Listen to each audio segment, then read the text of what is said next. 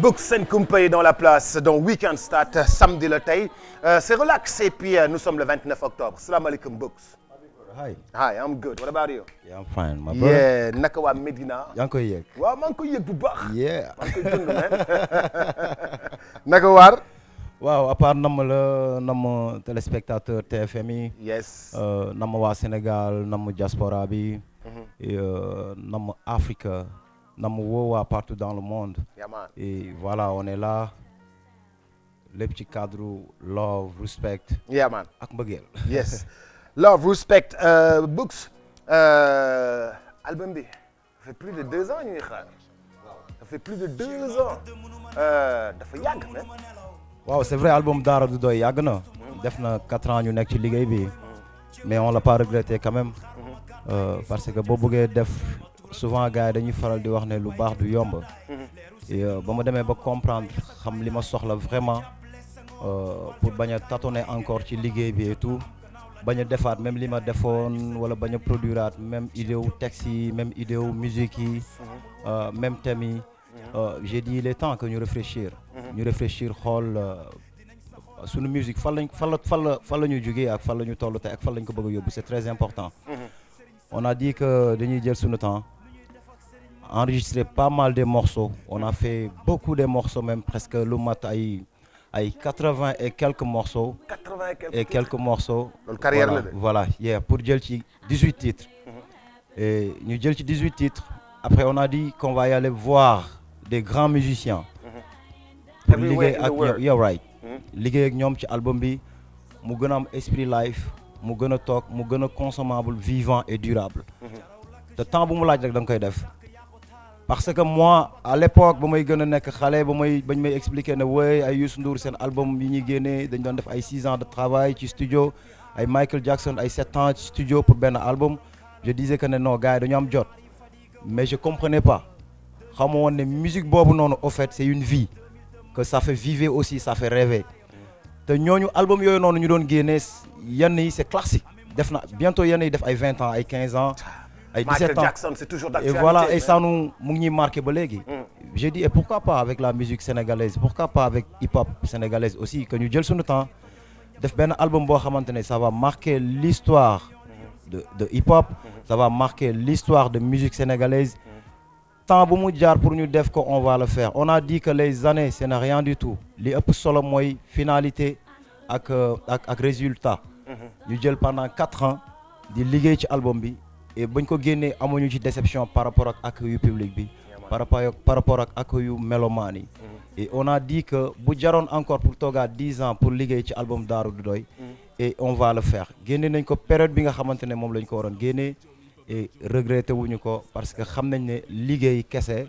mooy fay amul secret my brother. yes. Youssou Ndour disque international Dakar Kingston 2009 2010 2011 2012 2013 2014 2015 2016 muy soog a génneewaat ni Africa rek. yes liggéey day fay c'est-à-dire def benn morceau bu baax c'est mieux pour man def ay génne ay giga de morceaux et ça te sert à rien du tout yow en tant qu'artiste. tu vois man la musique maintenant c'est une vie pour man. carrière la ci man nekkatul feeling nekkatul benn affaire boo xamante ne tu dis que ne wooy damay génne musique de vacances ou musique de période man dépassé naa fu may génne musique de vacances ou musique de période damay def sound boo xamante ne mun na yàgg mun na féexal xol yi pendant très longtemps damay def musique bu classique damay def musique bu engagé moo tax album bi boo koy déglu par rapport ak couleur musicale bi y'a tout dañ dem jëli ji ay pop ay comme ay Dara du doy boo koy déglu benn sound Michael Jackson bu yàgg la Hertz. tu vois bu classique. te version pop la woon ñu jël ko def ko version hip hop rap. boo xoolee tey benn One Love ci biir album bi sound Bob Marley la woon version reggae la carrément. ñu jël ko def ko version hip hop. boo dégloo album bi y a d'autres morceaux ay morceaux ay comment on le dit encore ay Omar Pène. ay Ndaayaan. ñu jël ko def ko ay version hip hop carrément pour montrer aux gens que ne. c'est possible que musique bu classique boobu noonu ñu doon dégg pendant très longtemps un jour dama doon seetaan benn documentaire par rapport à Kanye West astafurlah Timbaland.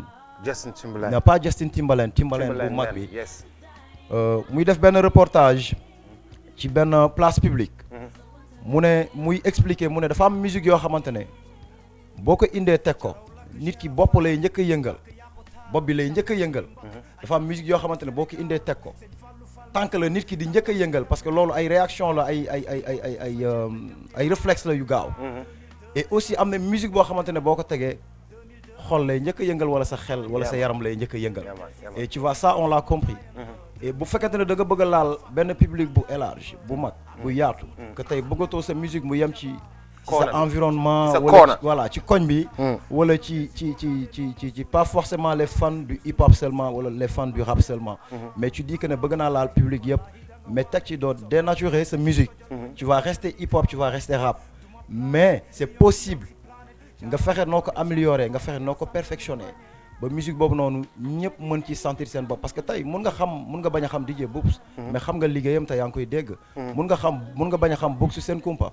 mais musique bi dafa war a yegg ci yow mu intéressé la bien avant que sax personne bi wala artiste bi di la intéressé d'abord ñun philosophie boobu noonu la ñu amoon te mind boobu noonu la ñu amoon depuis après le décès de Booba ñu jël suñu temps ne nañu reculer pour liggéey pas reculer pour dem toog di naan ataaya kese wala toog di kaas kese wala toog di nekk ci ay débat yu amul solo kese mais toog pour liggéey et on l'a fait alhamdoulilah gis nañu résultat yi à travers ce titre dama gis tous les grands du hip-hop qui ont posé les jalons da nga leen rendre hommage ci tube bi da nga leen rendre hommage tous les grands en passant par tout le monde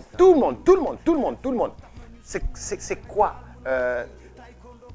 loolu nga jël noonu teg ko ci yow ne par exemple Souleymane Faye dafa doon wax ne Youssou Ndour bu la artiste yi fayul sa bor man ma fay la ko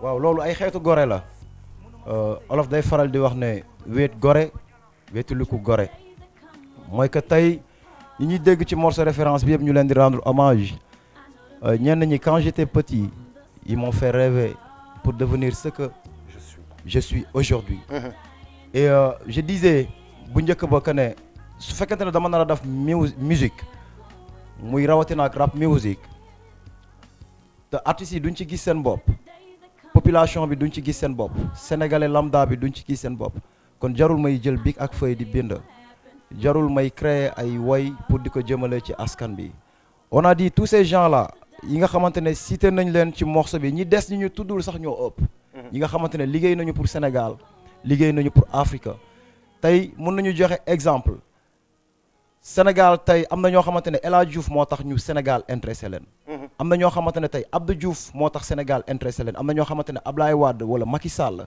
ñoo tax Sénégal intéressé leen am na ñoo xamante ne tey bu ñu amee envie ñëw Sénégal Cheikh Anta Diop moo tax am na ñoo xamante ne tey bu ñu amee envie xam fan la Afrique nekk bay xam fan la Sénégal Dakar nekk Youssou Ndour moo tax et mérite la ñenn ñi yàlla yéex balaa ñu fiy jógee ñu dégg ñu rendre leen hommage delloo leen njukkal parce que Sénégal man ba ma nekkee xale ba tey leen rek laa tàmm di gis mooy bu coow li bare rek wala ñuy rendre hommage kenn rek day fekk mu tawat ba mënul tul boppam lu bari wala soit que mu jugee fi je dis never loolu man du ma ko def dafa am ñoo xamante ne dañu mérité pour ñu ne leen jaa ngeen jëf pour ñu ne leen jaaraama pour ñu ne leen respect pour ñu ne leen merci te merci boobu noonu dafa war a law ci génération par génération parce que nit moom bu xasee ba dafal dara pour réewam loo xamante ne c'est pas trop personnel dañ ko war a remercier dañ ko war a delloo njukkal dañ ko war a rendre hommage moo tax ñu def morceau référence bii nii pour rendre ñun kese ñoo mën a gungeente mooy comme li mbëri di wax ñun ñooy mayante xaalis suñu biir waaye je pense que man li may wax mooy ñun ñooy mayante ndam suñu biir ñun ñooy mayante succès suñu biir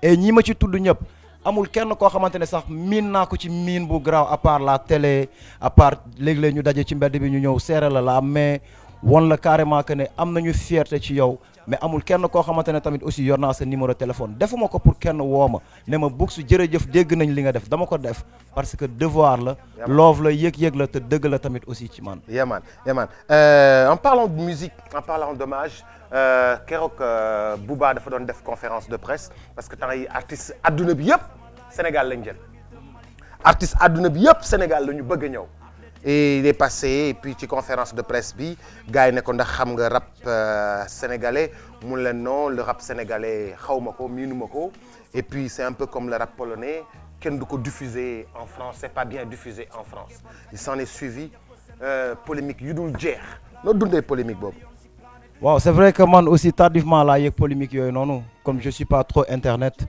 voilà mais am na coow yoo xamante ne que même boo ko tànqamloo sax da lay fekk si sa biir kër. sa frère wala sa sœur wala sa cousin wala sa staff kenn dina la ko indil.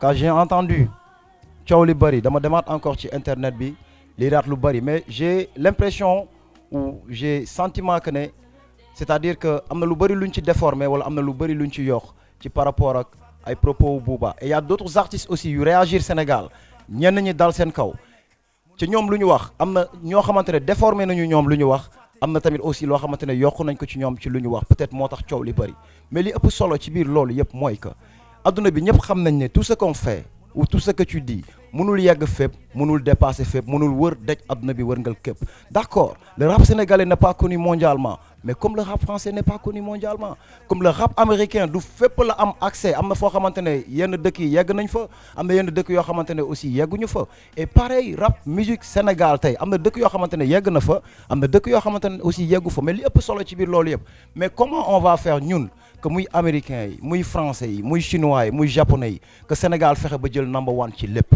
que même bu nekkul musique hip hop seulement que ci mbalax bi que ci reggae bi que ci sport bi que ci politique bi que ñun ñu raw parce que gars yi yàgg nañu wax ne rap wolof moo raw mais dañ ko war a confirmer waat partout dans le monde mu bañ a yem Sénégal mu bañ a yem Afrique parce que fépp foo dem am na luy manqué am na luy des mais li manqué ak li des loolu la ñuy wër loolu la ñuy jeex mais li nga xamante ne am nañ ko ba pare on a même plus besoin pour rester ci loolu wala pour des ci loolu et je pense que tey aujourd'hui Rap Galsen jaloore bu mu def Sénégal ak jaloore bu mu def ci sous-région bi fii nii on n'en discute plus ça fait des années ñoo ngi ci suñuy mag ci lañ leen fekk ñu ciy dox di ci wax mais li ëpp solo mooy nañu liggéey tey ba dépasser Afrique dépasser Europe dépasser Amérique dépasser Asie dépasser whatever Amérique du Nord ak latine ñoo ci bokk yem mooy képp kuy artiste sénégalais je dis pas rap seulement mais lu ñuy liggéey war na mën a yegg partout dans le monde man noonu laa gisee au fait affaire yi pour mieux promouvoir frère encore. même si on était connu au niveau international warul tax ñu relax wala ñu bàyyeeko wala on dit que ne mission bi mat na mission bi day soog a tàmbalee te du mës a jeex never seen before grand yi nekkoon nañ ci ñun ñoo ngi ci beneen génération dañuy ñëw tamit aussi pour yeggale liggéey bi voilà lépp solo mooy nañu dóor waar li ëpp solo mooy nañu liggéey dóor waar yes alors yaa ngi préparé concert bi nga xam ni moom moo di concert u lancement wu Dara du Doy kañ la ak fan la yaa ngi ko tuddee Boy Town Show lu tax Boy Town Show. waaw pourquoi Boy Town Show c'est pour rendre hommage Dakar rendre hommage capitale bi nga xamante ne tey mun nañu wax ne mooy capitalu Sénégal mooy buntu Afrique mooy capitalu Afrique mun nañu wax ne mooy capitalu adduna bi yëpp ci par rapport ak li ñu doon waxtaan léegi rek parce que I love Sénégal I love my country you know yeah aussi nu ma loovee Sénégal bëgg Sénégal rawatina ak nag Dakar fi nga xamante ne foofu laa juddoo màggee fa mu rawati ma nekk doomu Médina gox boo xamante ne tey aujourd'hui je pense que jaloore Médina ñëpp xam nañ ko ci adduna bi ndaanaan bu fa jugeewul tamit wut si nga fa dara et tey yenn gox-goxaan yenn quartier yu bëri yu juddu ba màgg tey foo dem papa wala yaay wala ndijaay amoon na ci kew xamante ne Médina la juddoo màggee fa loolu moo waral Dakar màgg loolu Médina moo waral Dakar tas di dem ba tey wër Sénégal bi partout dans le monde et on a un moment pendant des années en tant qu'artiste rappeur j'ai vu que ne oui que les gens ils font des morceaux comme ñu mel ne ay Baaba Maal Ndakaaru Njaay Ndakaaru neex na tu vois exemple waa Thiès yi comment il s'appelait encore mooy ñu woon capitale wala région bu la gënal xam nga gënal na ma tu vois un Youssou Ndour tey xam nga way Ndakaaru neex na tu vois ce que je veux dire et tu dis pourquoi pas ci musique nga ko déggu mais pourquoi pas def un big show boo xamante ne tu vas rendre hommage Dakar tey mun naa jàpp ne moom mooy capitale boo xamante ne équipe nationale man laa ko jàppee te équipe nationale bu soxlaa yeneen région yi man ay équipe championnat laa leen mën a jàppee parce que pourquoi ma leen di jàppee ay équipe championnat mooy ñoom ñëpp Dakar mooy seen capitale boo demee tey Kaolack am na ville boo demee Saint-Louis am na ville boo demee Casamance am na ville boo demee Louga am na ville boo demee Kaolack whatever région yëpp am nañu ville mais ville yooyu nëpp boo leen boolee Dakar mooy ville bu mag bi ñëpp xam au niveau international et national te équipe nationale boobu noonu bu soxlaa dafa war a sélectionner jël ci secteur yëpp jël ci chaque région jël ci chaque quartier pour taxawal li nga xamante ne moom mooy Boy Town Show et on l'a dit et on va le faire on va le faire avec la manière tamit aussi c'est très important que booy rendre hommage Dakar le 5 novembre ça sera le 5 novembre samedi 5 novembre et au stadium Iba Mar Diop et il y aura beaucoup de surprises il y aura beaucoup de trucs yoo xamante ne je dirais pas que gisaguñu ko ci musique sénégalaise wala ci hip hop galsen mais on va faire plaisir aux mélomanes. Voilà. Le stadium Iba Mar Diop fa nga xam ni fa la ñuy defee terrain handball la mais fa la ñuy defee lamb yi non ci biir kii bi. waaw si mooy tu sais que am na stade de football bi. waaw am na terrain handball bi aussi. Voilà, comme voilà, léegi ni nga ko waxee. Voilà souvent boo gisee lamb yu mbapatu lamb bi yëpp. waaw presque mun nañu wax ne mbër yi mag yi ngay gis yëpp. foofu la ñu jaar. après soog a ñëw song ay Léopold Sédar Senghor wala ay Demba Diop. ay stade yu mag yu toll noonu c'est-à-dire foofu histoire la boo xamante ne yemul ci musique kese mooy que dafa nekk ci këru Médina nekk ci xolu Médina te événement bu nekk am na fa te am na réussite te bu amee réussite day fekk waa doomu gox bi tamit ñoom dañ ci dugal seen loxo bu baax a baax jàpp ci bu baax a baax et ñun tey ñi nga xamante ne ñun ñoo juddoo ci environnement boobu noonu màggee ci biir stade boobu noonu parce que ku xam Médina ak par rapport ak phénomène u nawetaan amul kenn ku dëkk biir maintenant ku lay wax ne la musuma dugg ci stade bi wala musuma romb ci stade bi kon voilà penc moo gagné de dégg naa mbëtti pom penc dégg naa démb penc moo gagné de mbëtti pom penc mais parce que dama romb koñ ñoom DJ Nova koñ ba ne selaw ma ne waaw mbëtti pom mbaa kenn gagné wu leen seen koñ bi selaw na de ñëpp a ngi noppi gisuma kenn est-ce que ñooñu lekk nañ sax tey ci suba mbëtti pom penc xaw ma ko gagné mais defe naa dafa mel ni penc moo gagné parce que ma rombee mbëtti pom ci suba mais kenn génnul ci gàll yi. tu sais que xam nga la moo neex ci nawetaanu Médina mooy équipe bu gagné doo xam sax ndax moom moo gagné parce que ñëppay bokk feetandoo ensemble tey boo demee Guy Salane day gagné PT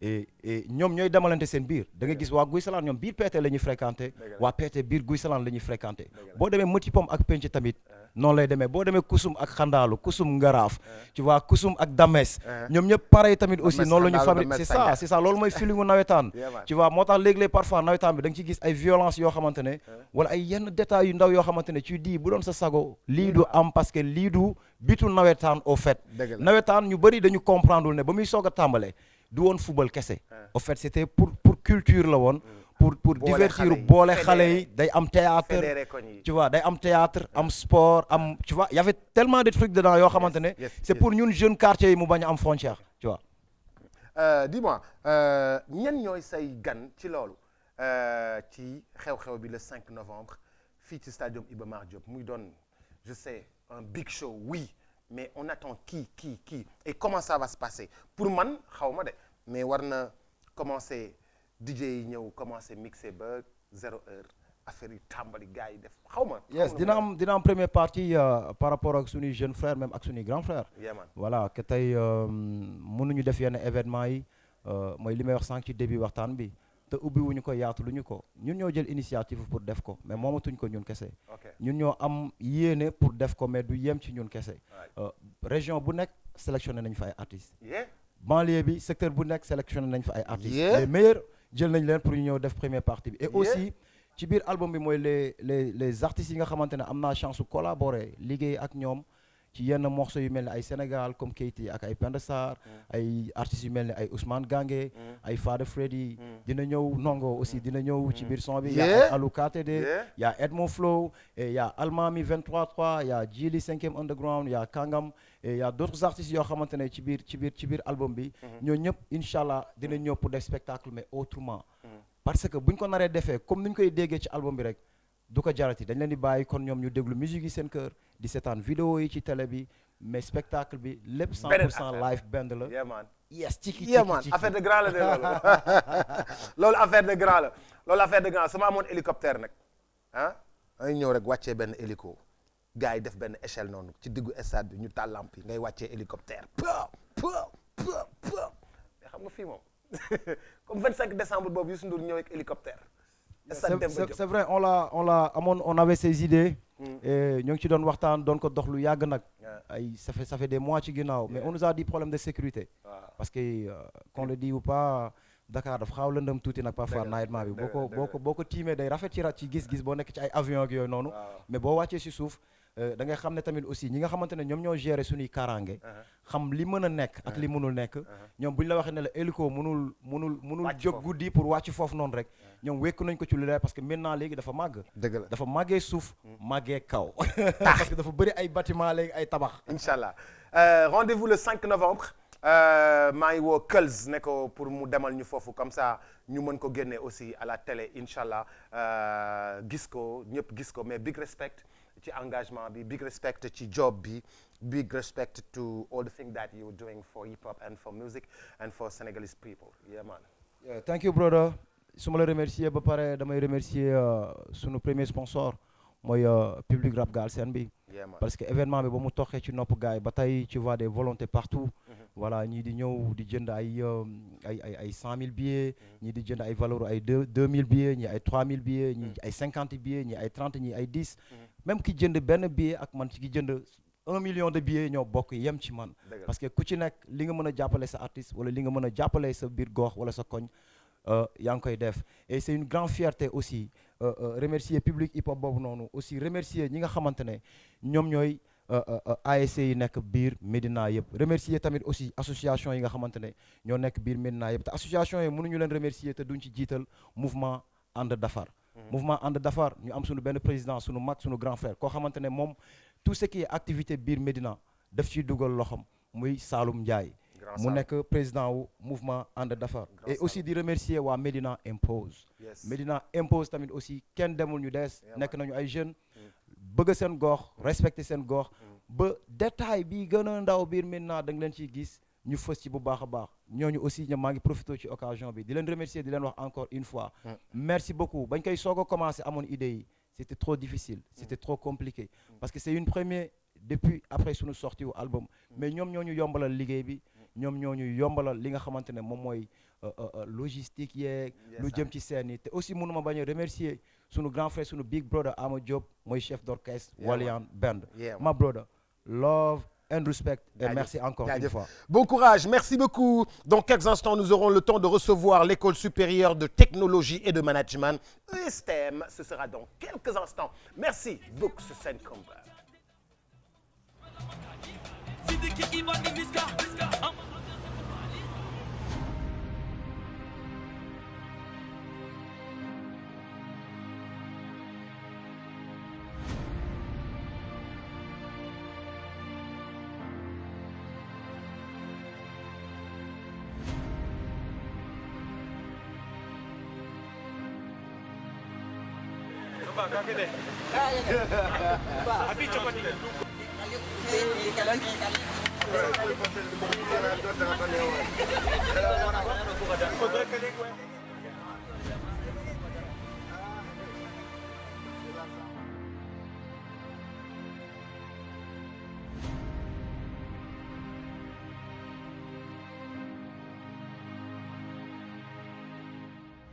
Diabaté qui était à Dakar la semaine dernière, justement en train d'enregistrer.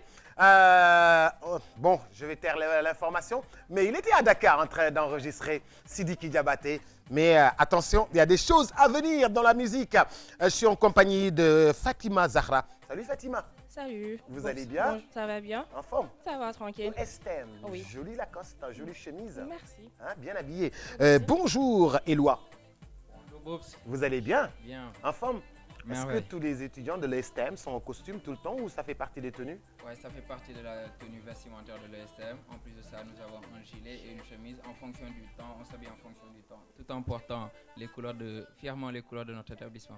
Super, super. En tout cas, vous êtes bien habillés. Merci. Où se trouve l'ESTM, l'École supérieure de technologie et de management de Dakar? ESTM, comme vous l'avez si bien dit, École supérieure de technologie et de management, se trouve. Nous avons en fait deux sites. Le premier site se trouve du côté de Castor et le second site se trouve du côté sur l'avenue Cheikh Anta Diop, juste en face de l'hôpital Fann. Juste en face de l'hôpital Fann de Dakar. Effectivement. Alors, c'est un établissement supérieur de technologie et de management. Ça forme des cadres un peu dans les NTIC. Effectivement, nous avons des cadres qui sont sortis de l'ESTM, surtout dans le domaine technologique. Nous avons des filières telles que les réseaux et télécommunications et de notre côté la télé-informatique. Nous avons des filières qui regroupent et qui sortent en fonction des besoins de la société et en fonction du développement. Télécommunications, génie logiciel et développement. Génie logiciel carrément? Génie logiciel carrément. Ah ouais? On travaille bien les logiciels en fonction du temps et en fonction de la situation qui se présente. Ok. Et quand vous dites application mobile, Applications mobiles, c'est telles que les applications que nous avons l'habitude d'utiliser dans nos smartphones et nos téléphones les plus élémentaires. multimédia, sécurité monétique, énergie renouvelable, électronique. Waouh, c'est... Je pensais que tout ça, ça prenait à l'étranger. Non, non. À notre niveau, on a les deux. On a sciences, technologies, comme il l'a si bien dit, et management de communication. Ce qui veut dire qu'on ne se focalise pas seulement sur l'IT. Maintenant, il y a le management et la communication, comme finance, comptabilité, marketing, communication, banque, assurance, transport, logistique. C'est une école qui innove. Qui innove et qui apporte des changements. Dites-moi, j'ai une question pour les étudiants, pas pour l'établissement, pour les étudiants. Pourquoi aujourd'hui tous les jeunes aiment ou font marketing et communication? C'est un métier tendance. Soulevez votre Marketing et communication pour dire que dans ce monde, quand on veut s'engager dans un projet, quand on veut s'engager dans un business, il faudrait bien qu'on étudie le projet. Il faudrait bien qu'on fasse le business plan et le business model de ce projet. Donc à l'ESTM, on nous donne les moyens nécessaires pour y arriver et on nous montre le bon chemin. D'accord, c'est pourquoi... Et j'y rajoute qu'on ne peut pas faire de manager, on ne peut pas diriger, être leader, comme on le dit dans le domaine, sans pouvoir manager et communiquer. D'accord. Il faut savoir bien parler, bien communiquer, faire le management de produit, comme l'école l'a si bien fait, nous former, et on est content de cela. Alors, l'ESTM fête ses 15 ans. 15 ans au service de la formation au Sénégal. 15 ans de... C'est quoi? Comment est-ce que ça va se passer cet anniversaire? Oui, là, on va fêter nos 15 ans qui débutent le 3 et le 4, les 2 jours. Pendant ces 2 jours, il y aura des activités telles que la présentation de l'école, l'accueil, visite guidée, de l'animation. Et tout au long de la journée, il y aura des vidéo-stands, des filières, la présentation des filières en tant que telles. Et genre savoir c'est quoi ESTM, qui nous sommes. Ok, vous ouvrez les portes au public, vous les invitez.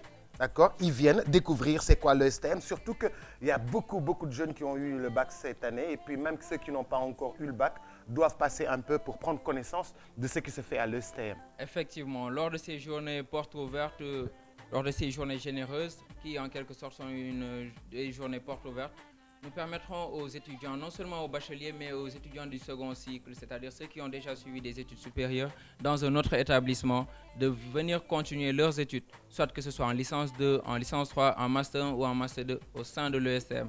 Et là, vous verrez tout ce dont vous avez besoin pour y rajouter les énergies renouvelables, qui sont une énergie sûre et qui sont nouvellement arrivées. Alors, vous parlez de journée généreuse, c'est pourquoi il y a 30% de remise sur toutes les inscriptions effectuées durant ces 2 jours. Oui, c'est ce que vous voulez souligner, tout à fait au fond. Mais avant cela, il faudra qu'on rajoute que ESTM est une école reconnue, innovante de qualité. Reconnue dans le sens où il y a CAMES et ENAC-SUD. Innovante parce qu'on a de tendance à faire de nouvelles filières selon la demande des étudiants et de la population. Aussi, ESTM fait partie des membres de l'AUF, les agences des universités francophones. D'accord. On fait partie des meilleurs. Vous êtes bien référé et connu et respecté. Aussi, il y a les partenariats avec les études supérieures, les écoles supérieures de l'extérieur. ECAM, qui est pour Rennes, Université de Liège, Valenciennes. Ce qui veut dire que les étudiants qui sont là en première année, deuxième, ils peuvent continuer leurs études à l'extérieur. Aussi bien, et de bons résultats. Aussi bien pour ceux qui sont de l'autre côté de l'extérieur, ils peuvent venir aussi continuer leurs études. Tout dépend de ce qu'ils veulent faire. Et pour ceux qui sont en master 1, ils auront le double diplôme, master 2 plutôt. Ils feront le premier semestre à l'extérieur. Et s'ils devaient tous les yeux qui sont là-bas, ils auront le diplôme aussi bien de l'extérieur, aussi bien de l'extérieur. Double diplomatie. D'accord.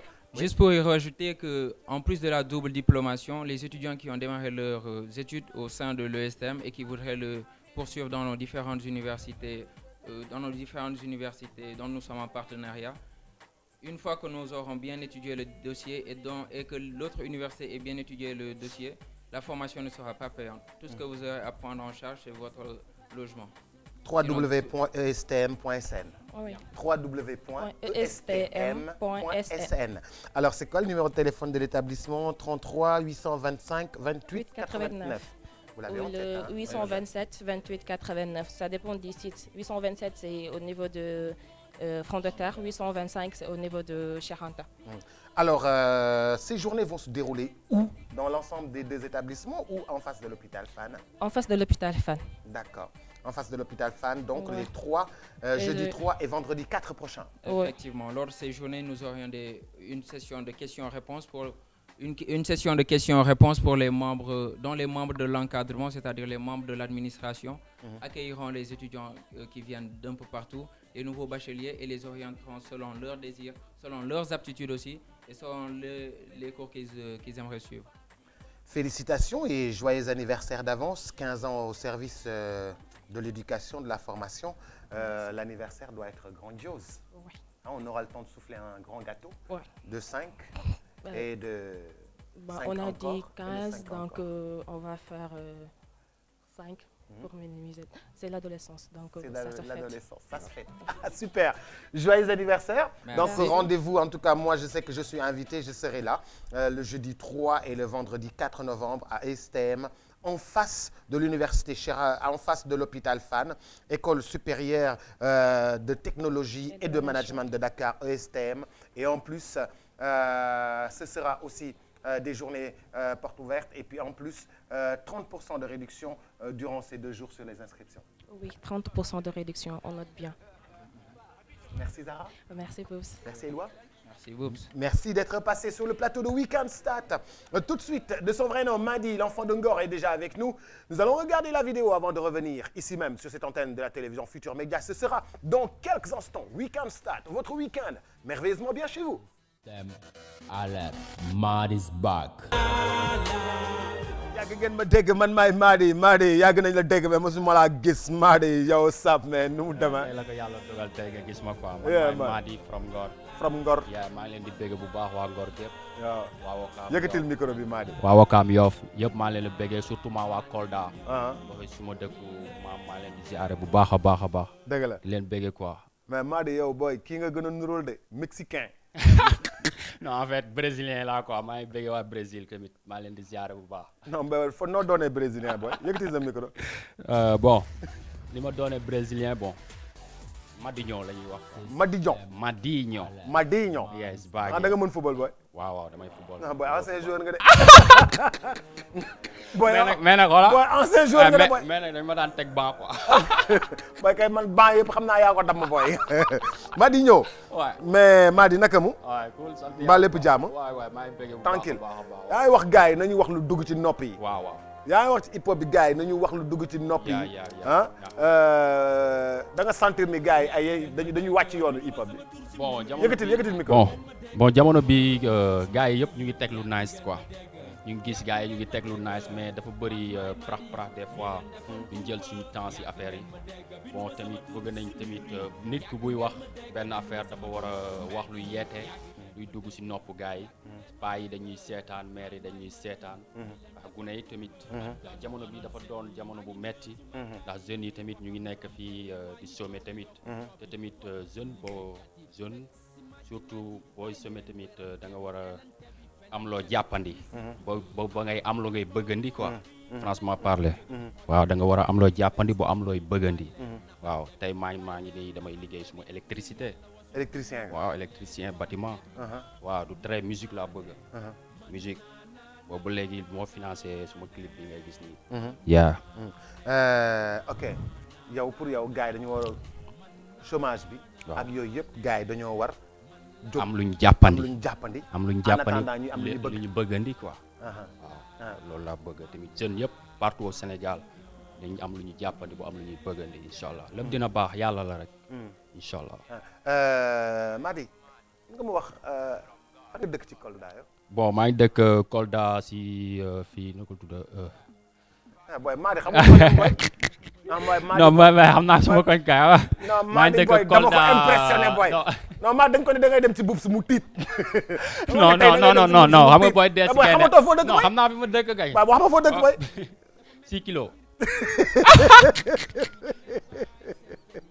maa leen di bëggee bu baax minen salmina on onon ɓe Fuladunaaɓe piiw minen salmina on ɗo mi jibinaako Ngor mais minen salmina on onon fof ɓe Fuladunaaɓe ɓa Koldaɓe e Ziguinchor piiw minen salmina on ok mi yeƴinaani ɗengal ambal quoi mais boy tu as tout d'un Mexicain boy. non yi di ñëw mooy gën a garaaw xam nga xaalis bi duggagul ni waaw duggagul bés boo amee xaalis kon fi toj de mais boy bés boo amee xaalis fi toj de. waa Saare Sambale tamit maa leen di bëggee bu baax a baax bi ma fa demee tamit gis naa tamit niñ ma téye tamit musuñu ma gis ma fii laa juddoo si Ngor bon tamit bi mu fa demee gars yi jàpp nañ ma xam nga bëgg nañ ma bu baax mais nooy allier joobu électricité bi électricien bâtiment ak hip hop bi. hip hop bi bon xam nga lépp dama ko bëgg quoi affaire bi dafa doon bëgg-bëgg bon boo bëggee dara tamit bon guddi gi damay inspiré wu damay bind sumay texte yes mu nice nga denc ma denc waaw après dajale quelque somme après dem dugg si nga dajale som xaalis bëccëg bi nga dem liggéey. dem liggéey dajale som xaalis. des fois bu ma amul lu ma liggéey damay dem toog suma gaale heure bi teg suma zoom di inspiré wu tuuti suma col sonné ma dem lijjanti weccit ñëwaat toog job bi nii kañ ngay maanaam li nga xam ni moom nga jot a am dajale ko job bi lii nga dem fay studio lii après nga fay def clip bi mooy sa clip bu njëkk. waaw bii mooy suma clip bu njëkk. bi mooy suma premier clip. ok bi mooy suma mais premier waxal ci clip. micro bi yow tamit. bi mooy ba léegi maa ngi lay jubati. ok ok waaw waxal ci waaw micro bi mooy suma premier clip waaw. mais yaa ngi seetaan sa bopp lu bari de. ah yeah waaw damay seetaan suma bopp ndax dama fan suma bopp gëm yàlla quoi. yeah man non mais Mady da nga may daaneel mais et puis nga gars yi dañu lay yàgg dégg te mosuñu la gis. ah ok en fait dañ ma yàgg dégg binduma sama tour si mur yi. binduma sama tour si mbedd yi. ndax du n'importe quel mur la ñuy bind tour. la ñuy bind lu nekk fii si Sénégal da ngay gis n'importe quel mur ñu bind si lu nekk. xam nga du n'importe quel mur ngay bind di nga gis mur bi ñu peinture ba mu nice. nga ñëw def si tour. et est-ce que neex na borom gàlle bi. wala est-ce que neex na kii fa def peinture bi. non non. mais gars yi dañ la xam te bindoo fenn sa tur. waaw dañ ma xam te binduma sama tur te dem naa benn réunion mais du ma tudd lii bi quoi ma dem dugg foofu après gars yi foofu nag la ma inspiration bi ñëwee quoi. ndax dama dugg xam nga toog si salle bi xam nga rek dama waane quoi. waaw yee dama waane toog si lii bi relax léegi gars yi am ku fëgg a ñëw ne salaamaaleykum kan mooy Mady. gaañ bi mu fa indi na leen Mady mu ngi nii. keneen ñëwaat ne kan mooy Mady. xam nga léegi ay ree jàpp ma quoi ma ne ko ok ñu ne ma kii mooy Mady keneen ñëwaat troisième fois ne kan mooy Mady. ma ñëw toog après ñu ne ma yow liñ lay dégg bëri na quoi. waaw ma ne ko ah bon ñu ne ma waaw liñ lay dégg bëri na ma ne ok man maay Mady. from Ngor léegi tuuti la ma inspiration bi si salle bi la mu ñëwee la ma dikkee. mu ñëw après may yàgg ngeen ma dégg binduma sama tur si mur yi yàgg ngeen ma dégg binduma sama tur si mbedd yi yàgg ngeen ma dégg man maay Mady. bi leen defoon kumpa kon heure bi jot na pour ma génn wane suma bopp. yes baag ya. da nga ko eggu trip boy. mais boy bokkuloo ci. da nga ko eggu trip boy. mais xam nga lu ma neex. style bi. style bi ak xool sa bopp bi. boobu da ngay wax ak moom mu xool boppam ci télé bi ma may la sa bopp. waaw may ma suma bopp waay. du ma si doyal may ma gros plan ko waay. ok may ma waaw wala boog. yeah man is back man. Yeah man, he's back man. This is Mady man. Vieux, may ko vidéo. Yeah man. Wala boog. ok waaw yeah. yaa ngi gis sa bopp. yeah maa ngi gis sama bopp waaw. playback ko kon. Vieux. man la. Vieux playback ko bàyyi ko mu ñëw. waaw dugal génn demal. Defoon kumpa. yeah, I am Mady from Ngor and Kolda. I am proud of me. yeah it's back ya ana ñii di oote MCT maay di fërfëri praf bi daf fi bëri wax leen lu dugg si nopp yi am respect ndax fan si bégal paay bégal maire yi noppi wax ak gone yi jàppale suñu sœur yi dafa metti ba si biir kër yi wax leen lu dugg si nopp yi te ngeen bàyyi seen fen yi ku ko mënul lagal tëri ku ko mënul lagal tëri ngir yàlla rasulihi ku ko mënul lagal tëri man naa ne man naa ne man naa ne man naa ne man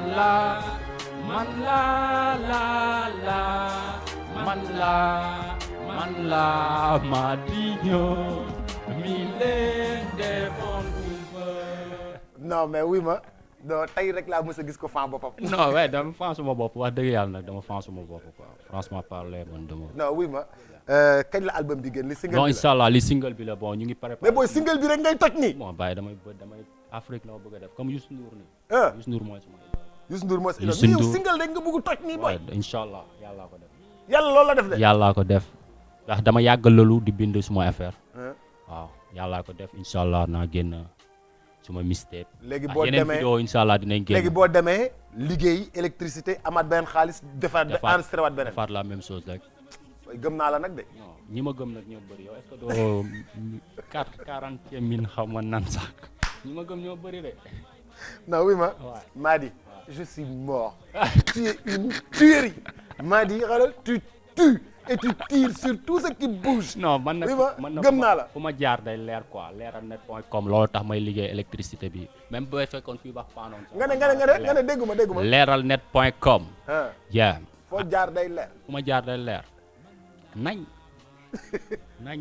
Mady merci d'être passé sur le plateau. ok waaw bëgg ah. nuyu ma waa Ngor maa ngi bëgg tamit Cheikhou Mar tamit moo tourné clip bi moo ko joué. kuy sa manager. bon su may manager mu ngi nii si ginnaaw. ak Babaline maa ngi koy bëgg bu baax a baax di bëggee tamit DJ Bromfort. di bëggee tamit waa Ngor gépp di leen bëggee. non booy dëggoo Ngor booy yow mexicain nga. booy waa brésilien dañ lay booy ñu may mexicain seetaan nga ni booy. ins bi bu amoon line nii. nga oot gars yi dañuy oote. su ma ubbi woon nii waa Brésil dañuy woote. boo ubbi woon waa Brésil dañuy oote bokk waaye. non Mady ñoo. day ñëw Ngor nag bëgg nañ tamit bés bu ñuy organiser benn affaire tamit nga dugg Ngor ndax Ngor dañuy tamit indi dafay caméra manqué bi topp la ambiance. yow boy. waaw incha allah booy dañ la war a topp dañuy jël caméra topp la. waaw dara yàlla baax na incha day allah baax incha allah maam Fallou rek maam Fallou waaw. maa leen di béggee bu baax di leen big up man. di leen ñaanal yàlla jàmm yàgg Sénégal quoi. jaajëf waaw di ñaan yàlla jàmm yàgg Sénégal te day Jaajëf. yàgg Sénégal. jaajëf te bëgg nañ Mady international incha allah. jaajëf. big up. Diatou yaay réalisé documentaire bi nga xam ne moom la ñuy def ci Mady ñëw merci beaucoup vidéo rendez-vous dans quelques instants.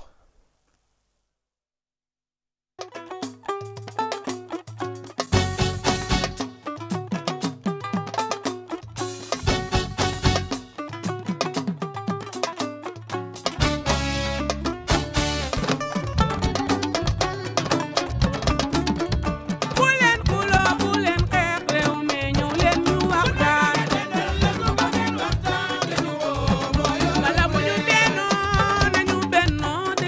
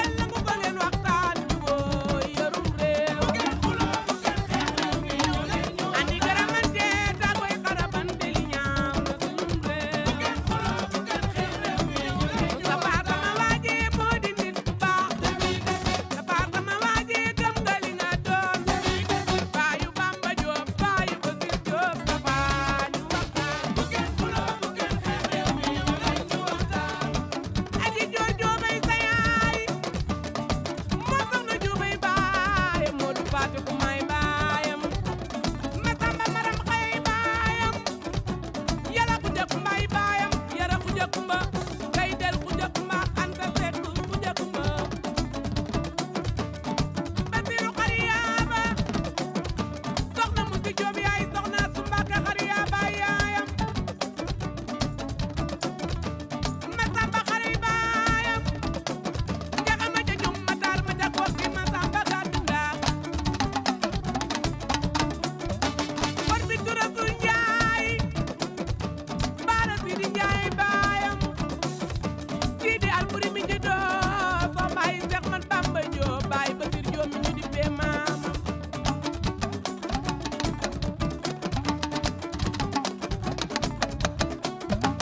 yaa jàngi ba jàngi jotee sama ministre de la microfinance bi laay woo meeru Louga loo président Macky Sall la doyloo jam nga li nga doon mat nga li nga doon góoru Ndey Jóob sunu Sénégal gi ñun de ñoo ko moom sunu Sénégal gi réewum jàmm la di souhaiter joyeux anniversaire à Nali Mendy. Nali Mendy, joyeux anniversaire. Nali Mendy, joyeux anniversaire. Bébé Kumba Dieuppeul, joyeux anniversaire. Nali Mendy, joyeux anniversaire. dellu si waat ci ay journée culturelle yoo xam ni yu am solo yoo xam ni nag tey sama papa yi dama leen di dalal ñu waxtaanee li nga xam ni moom moo di journée culturelle yooyu di am le 5 novembre fi nga xam ni moom moo di ca CICES papa salaamualeykum. waaleykum salaam DJ Books. maa ngi lay siyaare. suñu jarbaat bu baax bi. ñu ngi lay siyaare gu yow la ñuy jëkk invité. jërëjëf. ak sa équipe bu TFM yëpp. jërëjëf ak Youssou Ndour. jërëjëf. ne ñëpp ñëw journée boobu. ndax bu ñu wootee le 5. pour que journée culturelle. suñ koy def ñaare. pour que xale yi jarbaat. tante ndijaay. ñëpp xamante. dañ toll jamono boo xam ni nit ñi xamantuñu seen cosaan. loolu rek moo tax ñu koy def. journée culturelle ñan la ak lan la ak fan la. waa jenn manka jenn manka mooy benn ñi sosoo ci Cheikh Issa Jenn jenn ak Lagan Njaasaan boo fa demee maam bu maamam mi ngi sant jenn nga ñëw ci Mimi Touré maamam mi ngi sant jenn nga ñëw ci autorité yu bari ba ci Talla Sylla seeni maam waa jenn manka lañu histoire bi nag dafa rëy ba nga xam ni tout le Sénégal la sillonné mais il faut que ñuy def yu mel nii pour ñëpp mën a xamante ba Europe kon journée culturelle waa jenn manka le 5 novembre samedi bii di ñëw ci CICES waaw incha allah papa maa ngi lay ziar. maa ngi lay delloo ziar DJ Boubs. fii moom du gendarmerie. waaw wax nga dëgg moom je suis dans un plateau purement civil. voilà sama papa moom mooy liggéey foofu nga xam ni moom moo di ci musée bu armée nationale. bu gendarmerie musée bu gendarmerie boobu nag dama fa demoon ak équipe bu orange yóbbu fa directeur maanaam task force ba. directeur yëpp yóbbu leen fa ñu dem visiter ko papa nga dalaloon ñu maa ngi am mbégte man tam dalal la. mais c'est tout un honneur man tamit. accepter dalal bi nga may dalal. jërëjëf. donc ñun ñaar ay rencontre la rek on se rencontre régulièrement fréquemment. dëgg la. alors pour wax ci journée bi suma cousin As wax léegi xanaa man damay dolli rek ci programme jour bi. di ñaan nag comme ni ko As waxee léegi képp ku askanoo ci jenn manka rek invité nañ la ci bés boobu. ndeysaan ñëpp a ko bokk ñun ñëpp la. élargir nañ ko à tous les rayons. bu ma duggee ci programme bi nag. dinaa ci xaw a insister tuuti parce que dañ koy commencer par récital de Coran. parce que suñu lépp ñun dañ koo lal ci loolu. dëgg la ci diine bu ñu defee récital de Coran bi ba pare nag. 9h ba 10h ñu def mise en place accueillir invités yi. dalal leen ñu dugg dans la salle. bu ñu duggee dans la salle 9h jusqu'à 10h. ñu commencé nag cérémonie bi. la cérémonie proprement dite. cérémonie bi ñu ngi koy commencé ci benn intervention wu benn dame bu ñuy wax Nogoy Samb. Nogoy Samb xam suñu askan xam suñu cosaan. xam lépp lu bokk ci askanu njenneen bi. moom lay jëkk a dalal. buñ ko dalalee ba pare ñu jël nag le président Pape Mbow Dieng mi président association bi. mu def son discours d'ouverture bu defee discours d'ouverture bi ba pare ñu jël nag allocution wu les représentants des sections du Sénégal. dëgg la jenn manqué yi fépp la nekk. dëgg la yaa ngi en direct à la télé papa waxal ñëpp dégg jenn la manqué yi fépp la ñu nekk. dëgg la dëgg la moo tax dañuy jël nag bu ñu paree. bu président paree rek ñu jël allocution des représentants. dëgg la de tout le Sénégal. et même de l'étranger. donc il y aura des représentants des sections. yuy wax au nom de chaque section au nom de chaque région au nom de chaque entité. dëgg la tu as vu. donc bu ñu paree ci loolu nag ñu dugg nag léegi ci historique gu jenn manqué bi. ndeysaan historique gu jenn manqué bi li tax ñu ciy dugg. jenn manqué dafa am ay figures yoo xam ne yi c'est des grandes figures de la famille. ci grandes figures de la famille yooyu mën naa ci citer Mame Bou Kounta Ndiassane. ci ñun la bokk. waa Jenneen Ndiassane.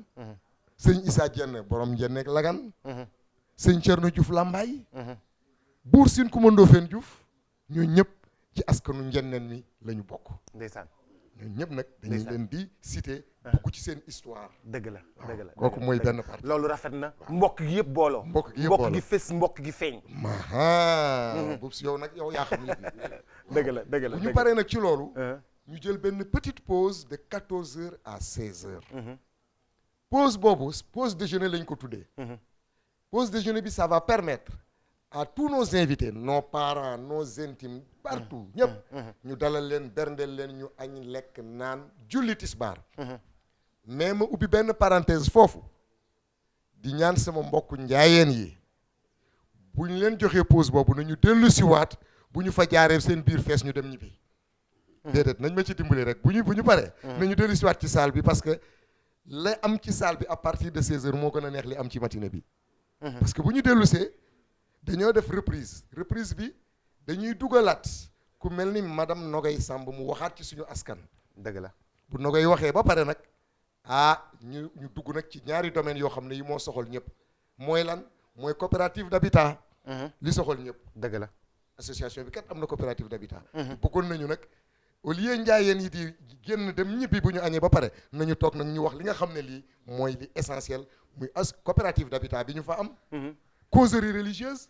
ñu dolli ko ci. et am suñu yenn partenaires yoo xam ne war nañ leen a génne ñu ñëw feeñ ci bés bi. parce que côté folklorique bi bariwul waaye danañ ko ci dugalaat tuuti. incha allah waaw bu ñu paree loolu nag discours bi nag. discours de clôture.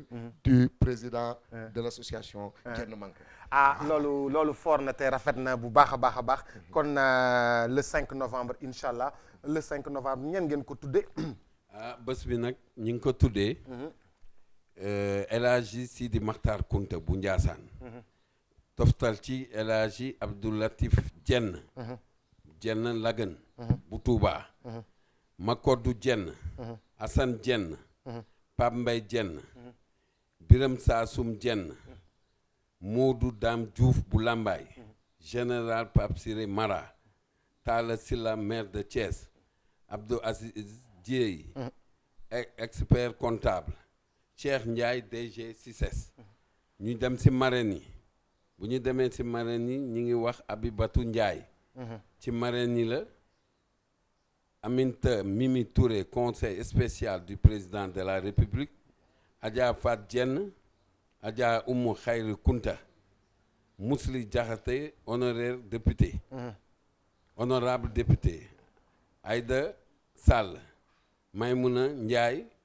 ñooñu daal la ñu fas yéene. tuddee xew-xew bi bu soobee yàlla kon dig daje le 5 novembre incha allah foofu nga xam ni moom moo di ca CICES waa Jenn Manqué yépp muy doon nag dugg ci aada bi dugg ci cosaan ji dugg ci diine ji génn tamit ci li nga xam ni moom moo di coopérative d'habitat bi ba noppi daal di def cérémonie de clôture di leen ndokkale bu baax a baax ci bés yooyu di ñëw télévision Futurs Médias noppi ngir ñëw gunge leen jërëjëf papa. kontaan nga nuru ma yaay Abibatou Ndiaye. wallaay sama yaay. sa yaay ziyaaral ma ko bu baax a baax kontaan nañu ci sa accueil. ñoo ko bokk di ñaanal personnel bi yëpp.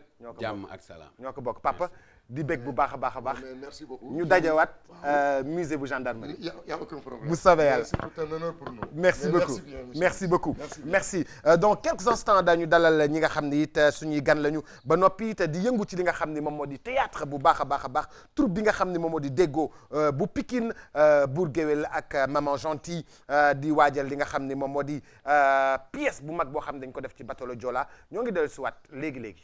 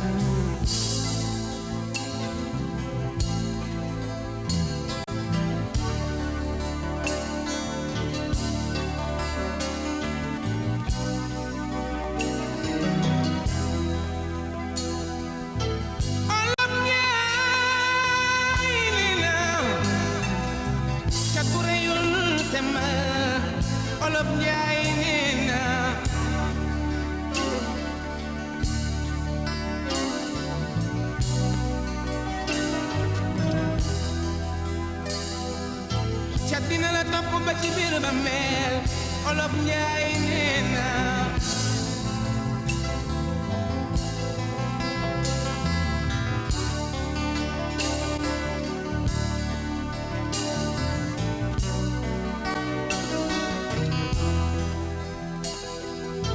doomu aadama njaay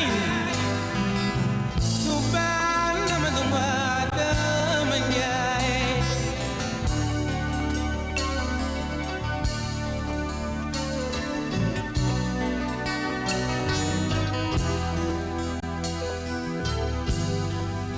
maa ngi ñaan yàlla mu mooye la ñoo fiatu doomu aadama olof ñaay ne bu reyu la semmal ah doomu aadama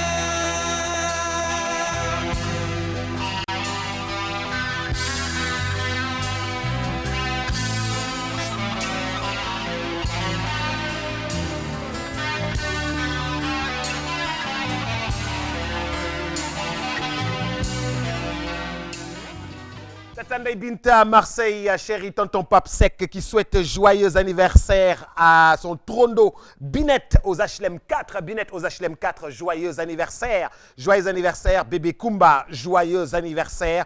Alors, grand Pape Seck, Marseille se porte bien, j'espère. Et puis, on verra ce week-end comment est-ce que ça va bouger encore pour l'équipe de Marseille. Mais en tout cas, Real est déjà parti pour occuper la tête de la Liga. Les autres, ils sont toujours derrière, comme le Football Club de Barcelone, toujours derrière le Real de Madrid. Et ça le fait. Tout de suite, may dalal ki nga xam ne moom moo di waa troupe Déggo bu Pikine bu Géwél salaamaaleykum.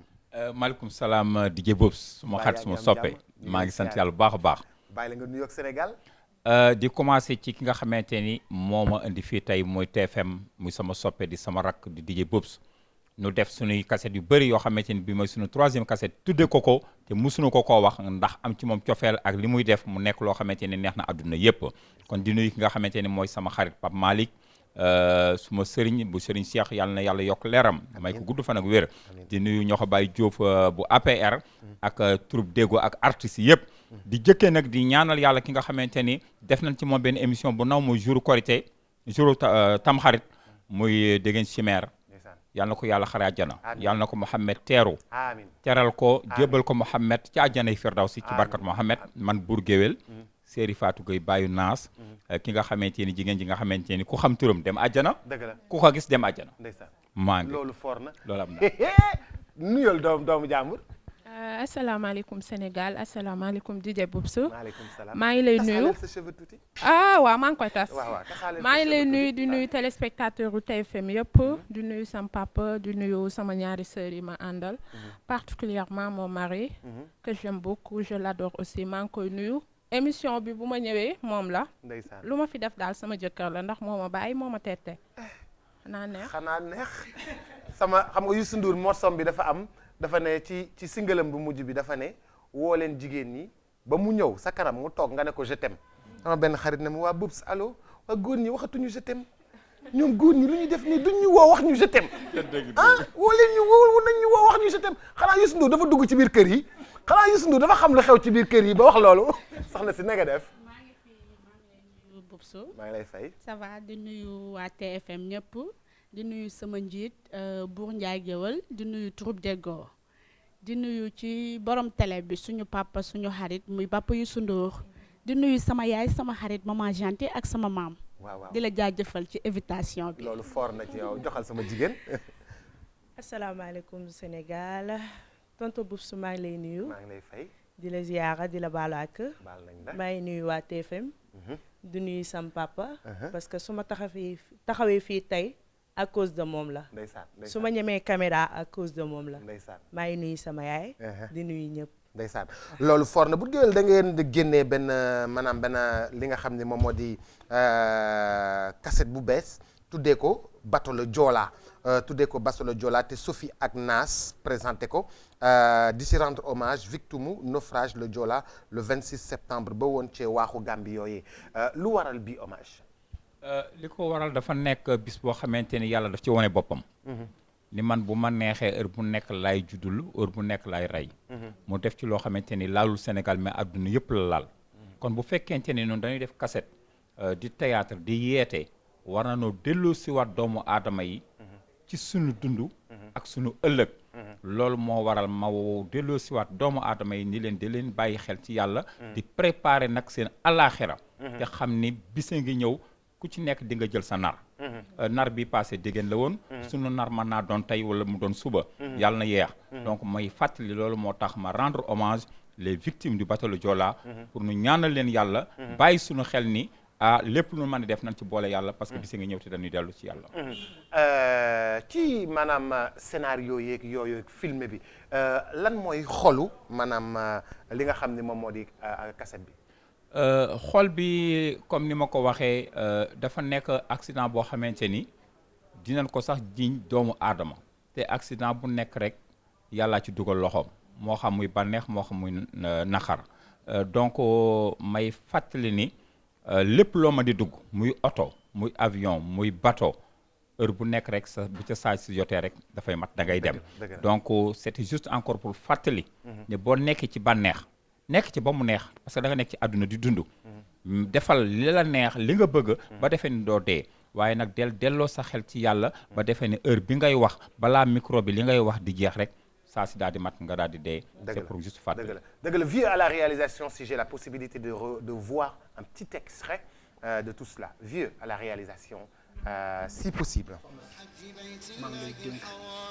اللهم اجعل خير عمرنا آخرة وخير عملنا خواتمة وخير أيامنا يوم نلقاك فيه يا رب العالمين اللهم إنا نسألك موجبات رحمتك وعزائم مغفرتك والسلامة من كل إثم والغنيمة من كل بر والفوز بالجنة والنجاة من النار يا رب العالمين اللهم أصلح لنا ديننا الذي هو عصمة أمرنا وأصلح لنا دنيانا التي فيها معاشنا وأصلح لنا آخرتنا التي إليها معادنا وبك وكرمك والغنى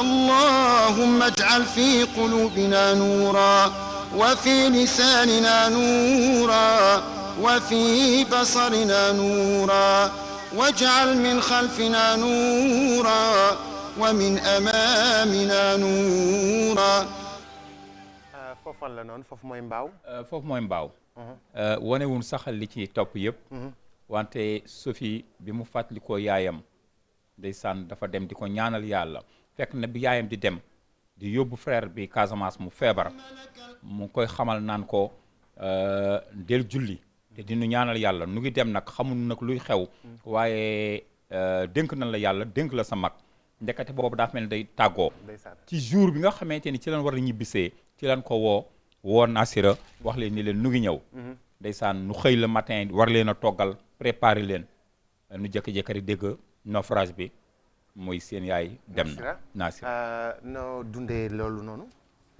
waa li ma koy dundee mooy pièce bi metti na torop parce que boo ko suivre sax yow da nga cee gis sa bopp ndax bateau le Joola ñëpp la laal dafa laal tubaab bi laal Joola bi laal olof bi gisuma ku mu laalul parce que jour boobu metti na da ngay gis baas yi sax dañu rang moo tax bi ñu joué lii ñun dañ ko sentir tellement que bi ñu ko joué ba pare ñun ñëpp dañ toog di jooy metti na torop dëgg la moo tax ñu jël cassette bi tuddee la ko ndax da nga baax li ngay def ci dëkk bi yëpp yëg nañ ko ñoo ko bokk àdduna mu solo sama jigéen noo dundee pièce bi waaw pièce bi franchement lu ma touché la parce que da ngay gis xale bu ndaw nga laaj koy parents ñu la des na ci bateau le Joola bi ma ko joué a pare am na lu ma yëg sama xol parce que metti na trop franchement bind nañ ko mais daf ma laal moo tax du ma sax bëgg di sori parce que dafa metti daal dëgg la sama jigéen dëgg la DJ pièce bi dafa doy waar dafa metti ñun ñoo ko joué mais franchement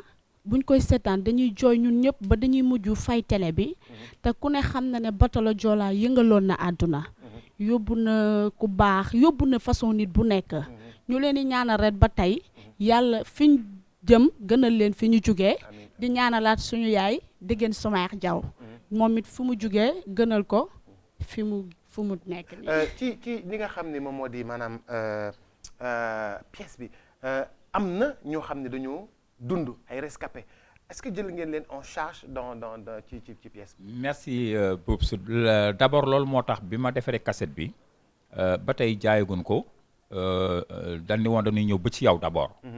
ndaxte dañu bëgg bu ñu jaayee cassette bi lépp luñ ci am ndaxte am nañ ci ay dëkkandoo yu nekk Pikine ak feneen ñu jéem a jël loo xamante ni dañ leen dem jox leen ko pour jaale leen ko donc loolu moo waral sax ma tudde ko le naufrage du bateau le Joola ci biir loolu sax xalaat naa pour dem sax Casamance pour gisi le gouverneur de la région nga xamante ni dinañ fa am benn activité bu ñu fa war a def pour aussi lépp luñ fa amaale bàyyi ko foofu ci Casamance. diffusion mën nga ma wax ndax télévision yi intéressé wu nañu ci lii ngir mën ko diffuser. yow damay wax intéressé wu nga parce que bi ma ñëwee wax la da nga maa jël dans les médias mais amul beneen télé boo xamante ni dem naa ci waxtaan ak moom.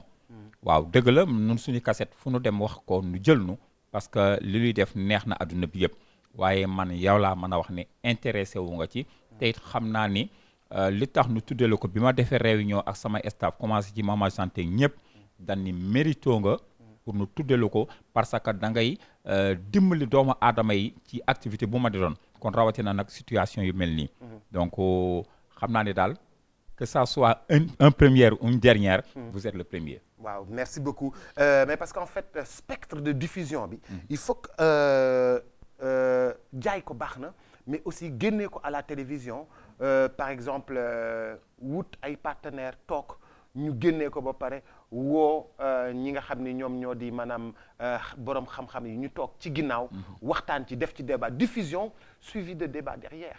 oui muy lu am solo loo xamante ni bëgg naa ko parce que muy télé yëpp nag pare naa pour jox leen ko pour nu diviser ko d'abord dafa nekk loo xamante ni dama ko war a jaay télé bi waaye télé bu pare nga xam ni yow pare nga pour jàppale na du ma la laaj 100 francs damay jël jox la ko pour que nga man ko teg pour que àdduna bi yëpp gis ko bu boobaa nu man ci am dara suma artistes yi man seetuma li ma dépensé parce que man may produire may dépensé waaye aussi samay artistes yi seen coono bu dul ñoom dara du sotti ma am lu ma leen jox waaye ma seet dëkkoo dëkk région ma gis ni fii ay victimes lañu ma jël dara jox leen ko rafet na waaw moom daal loolu la ci mën a jàpp nga jàpp xalaat bi rafet na maa ngi kontaan bu baax waxtu wi jeex na ma jox sama jigéen rek mu tàggoo waaw kon mooy maay mujj tàggoo waaw merci.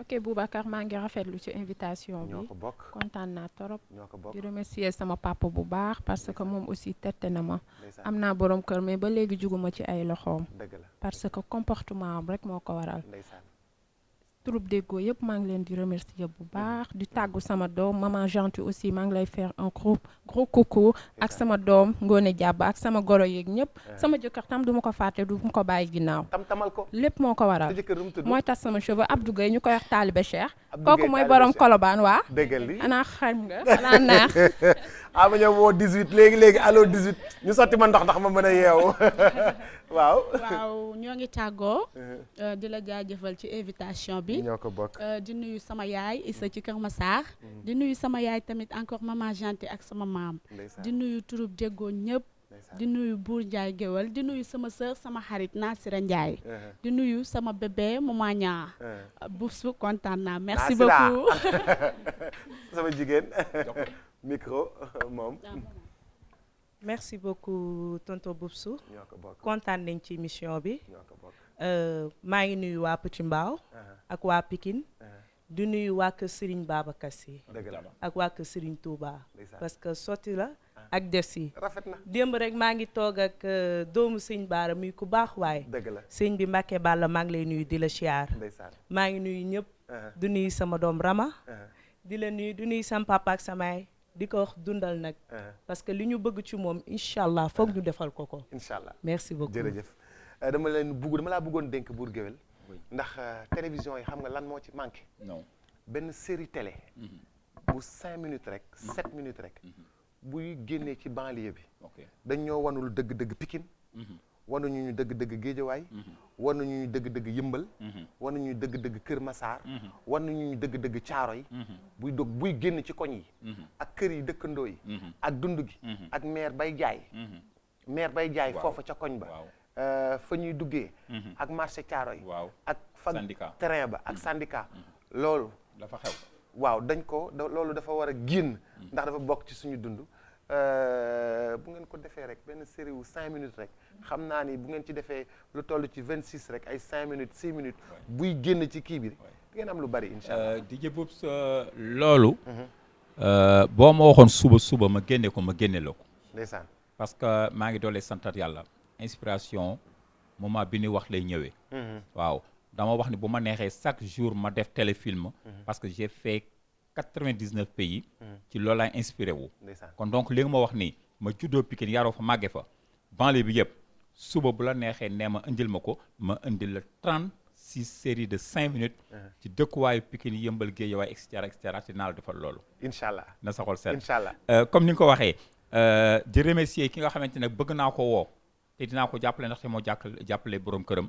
muy Marème Faye Sall. dëgg la moom mi nga xamante ne mu jëkk a taal cuuraay nemmali ca pale ba. dëgg la waaw même boo jëlee booy dawal sa oto. waaw boo ñëwee ba pale. boo jàddee gauche cuuraay bi day xeeñ. très bien ça mu ngi noonu di remercier ki nga xamante ne aussi maa ko seede. moo jëkk a wax ashhadu an laa ilaaha illallah wa ashhadu anna muhammadan rasulullah ca pale ba muy président parce que dajale na fa ay jullit yu bëri nu toog julli fa ajuma. ma fekke ko. nekk ci 3e rangam. donc di ko ñaanal yàlla di ñaanal yàlla ñoo xam Baye Diouf mi nga xamante ni moo koy représenté ca Mbaaw. di ñaanal yàlla DJ Boubs. yàlla na nga fi yàgg. amiin yàlla na la yàlla may téeméeri at yu ànd ak wér. amiin yàlla na nga am sa télé bopp. amiin boo xamante ni. da ngay gën di jàppale doomu adama yi. amiin di ñaanal yàlla aussi sama xarit Ahmed Aïdara. ni nga xamante ni mooy borom. Géejawaay la dëkk. waaw Géejawaay la dëkk te ñun Géejawaay Pikine lañ dëkk. dëgg la di ñaanal yàlla aussi sama rak. koo xamante ni bokk na ci ñi ma tudde cassette bi bàyyam jàppale ma muy Wally Seck borom Bercy. dëgg la waaw yal na leen yàlla jàppale. amiin di ñaanal sama xarit Pape Malick. Ibou Seni Lay artiste Sénégal yi di ñaan yàlla nu bokk ndey ak baay di wax aussi ci série bi nga xamante ni waxoo ci te may nar cee wax muy wiiri ñooñu dem nañ ba ndaari daal di koy tëb dellu si waat yal na leen yàlla gën a jàppale ñu gën a jëm ca kanam kontaan naa yal na leen yàlla fay di ñaanal maman gentil dëgg la téeméeri at yu ànd ak wér amiin ku bëgg a gis jigéen yuy dund te dem àjjana te deewagut mu ngi noonu jërëjëf oui, ça m'endaille pour que Rainama. Merci beaucoup. Rendez-vous dans quelques instants. Vieux à la régie, à vous de jouer. Rendez-vous dans quelques instants.